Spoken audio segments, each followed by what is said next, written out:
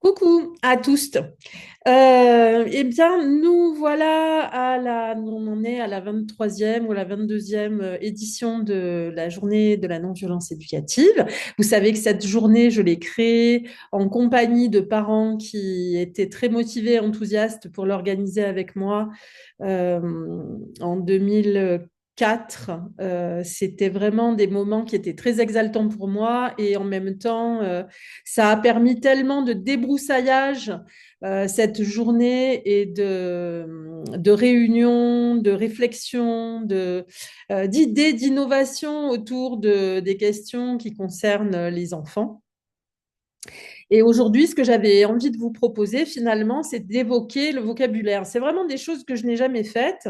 J'étais plutôt sur la question de comment poser des limites en pratique, comment poser des limites sans coercition, comment poser des limites sans fessée. Aujourd'hui, comment poser des limites sans domination adulte. Mais ça n'est pas le sujet que je vais traiter. Le sujet dont je voudrais vous parler, c'est le thème de l'éducation. Que signifie le mot éducation? Et que signifie le mot accompagnement? Et si on remplaçait le terme éducation par le terme accompagnement? Je pense que j'ai été élevée par des personnes qui avaient une idée de l'éducation assez classique, c'est-à-dire il fallait que je m'exécute quand on me demandait quelque chose et il fallait que j'ai un certain comportement par rapport au public. Si je n'exécutais pas, j'étais... Alors moi, j'ai pas été punie quand j'étais enfant, hein, donc c'est un peu... Je crois que j'ai compris avant d'être punie ce qui pouvait m'arriver. Et je me suis exécutée assez facilement parce que je sentais que ma mère était très menaçante. Et finalement, voilà, elle m'a clairement éduquée, entre guillemets. L'éducation, c'est clairement, ça consiste à avoir un projet sur un autre être humain. Cet être humain, c'est notre enfant ou un enfant qu'on accueille dans une institution ou à l'école et on est en charge de son éducation. Et finalement, quand on fait cela, c'est un petit peu comme si on se disait, je vais faire de mon enfant quelque chose de précis. J'ai un projet pour lui et je vais essayer de le concrétiser. Bon, c'est pas toujours aussi simple que ça, mais j'aime beaucoup l'image du parent potier et du parent jardinier.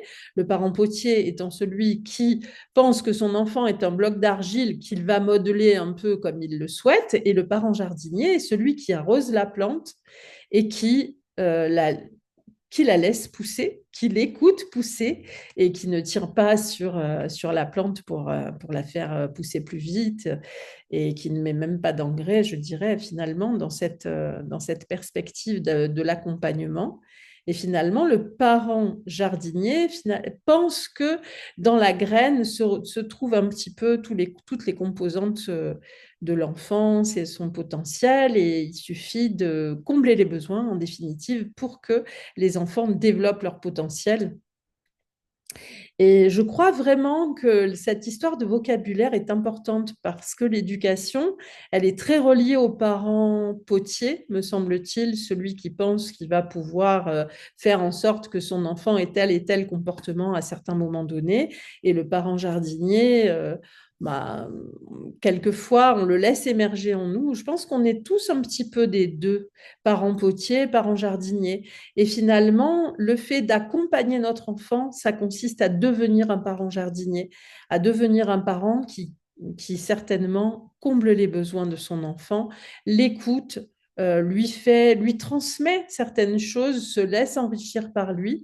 Et Dieu sait que les enfants ont quelque chose d'extraordinaire à nous transmettre. Vous savez que depuis 2 ans, j'ai une petite fille et cet enfant m'apporte énormément. Elle m'enrichit beaucoup de sa fraîcheur, de son regard sur le monde, du fait qu'elle ait un regard neuf absolument sur tout, alors que le mien est très habitué. Et elle me remet dans cette perspective de la nouveauté, de la découverte, de l'exploration, de l'enthousiasme pour les détails. En fait, ma vie se déploie à nouveau au contact de ce petit enfant Et mon idée sur la question de mon rôle de grand-parent, c'est la même que celle que j'avais pour ma dernière fille, mais, enfin pour mes filles en tout cas, j'ai eu cette idée assez vite d'essayer de combler leurs besoins. Et ce que je fais avec ma petite fille, c'est exactement ça, c'est la suivre dans ses explorations, c'est lui proposer certaines activités qu'elle accepte ou pas, pour lesquelles elle s'enthousiasme assez facilement ou pas. Et je la suis avec enthousiasme dans ses découvertes et vraiment, j'en suis ravie. Et ça me permet de revisiter ce que sont ces moments de la vie qu'on appelle enfance et qui nous marquent pour toute la durée de notre existence. Donc, je l'accompagne d'une certaine manière, je suis à ses côtés. Je suis à côté d'elle, je la regarde, je joue avec elle, j'échange avec elle. Et parfois, quand elle est coincée sur certaines choses, j'amène des idées, des pistes, etc., ou des limites, très rarement, je dois dire. J'amène vraiment très rarement des limites parce que je trouve qu'elle s'imprègne d'une façon très rapide de ce qui se passe dans son environnement, de l'attitude des adultes autour d'elle. Et je crois qu'elle n'a pas vraiment besoin qu'on lui dise, qu'on insiste sur la question du non ou ah ben non, tu peux pas faire ça, etc.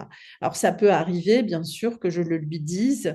La semaine dernière, je lui ai proposé de jouer avec de l'eau et il y a eu un moment où elle en mettait beaucoup dans la cuisine, au sol, et je lui ai demandé d'arrêter, voilà, et puis on a nettoyé ensemble. Enfin, je trouve que les choses se font de façon très assez évidente sur cette question de l'accompagnement. L'accompagnement, c'est être avec une personne.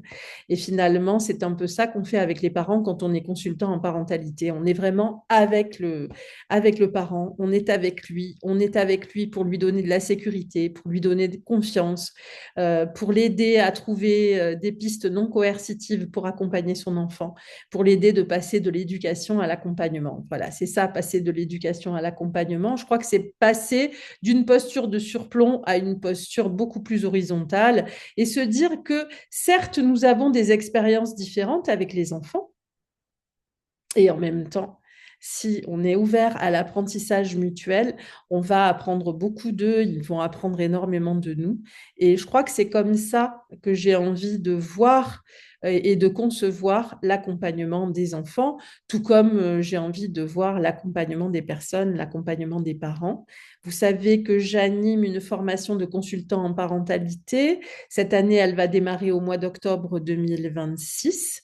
Nous avons des invités assez prestigieux dans cette formation, notamment Catherine Guéguin, Johanna Smith, Camille Pasquier, qui interviendra tout à la fin de la formation, au dernier module. Et je suis vraiment très, très heureuse de l'organisation de la formation qui redémarre en 2026. Et je vous propose de demander des renseignements si ce rôle-là vous inspire. Moi, il a été pour moi, ce rôle, une source d'inspiration et en même temps, ça m'a donné la possibilité de mettre ma pierre à l'édifice du changement de société dont nous avons tellement besoin. Voilà. Je vous embrasse tous et toutes. J'espère que vous allez passer un bon moment avec les consultantes en parentalité qui font des mini-conférences sur des sujets très divers et qui vont tous vous passionner, j'en suis sûre. Pensez à poser vos questions sous les liens sur le groupe SOS Parentalité, car nous y répondrons seulement sur le groupe SOS Parentalité. Donc, les vidéos, elles sont partageables partout, diffusables partout. Vous pouvez tout à fait partager tout ce que vous entendez et voyez. Et si vous avez des questions, posez-les directement sur le groupe SOS Parentalité, sur le groupe Facebook, puisque c'est notre groupe un peu privilégié et le groupe sur lequel on essaie d'accompagner les parents, de répondre à leurs questions, etc. etc. Donc, passez une bonne journée du 30 avril avec nous et à très bientôt.